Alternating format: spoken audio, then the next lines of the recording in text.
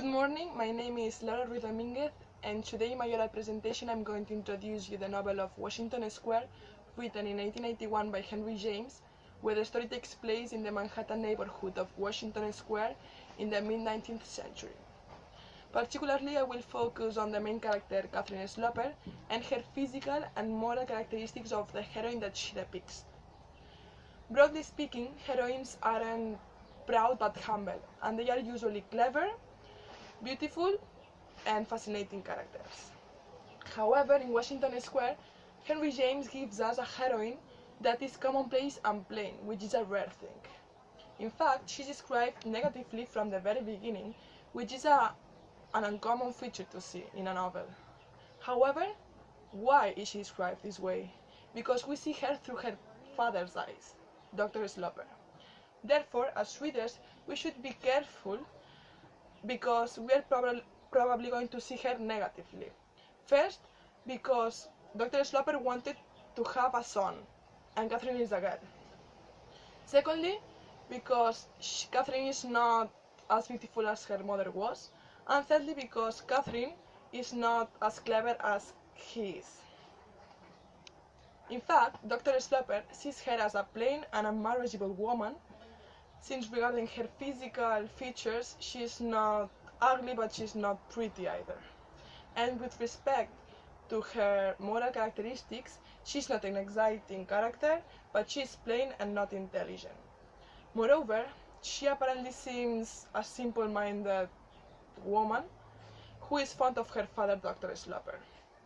In addition, as she's so blunt, she's not the object of much interest for men.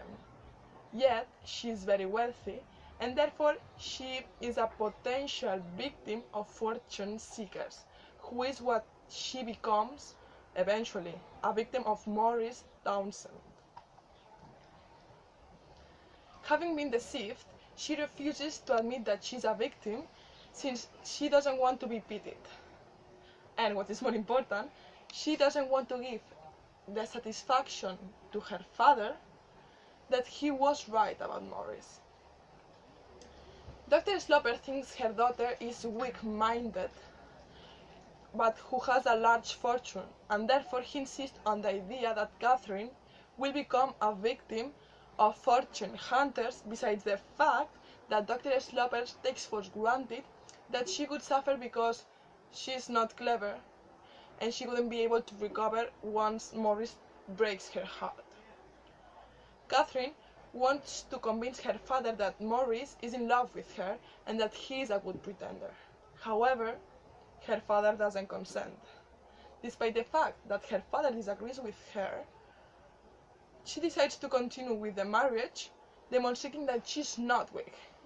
It is in this moment where, as readers, we notice a change in Catherine.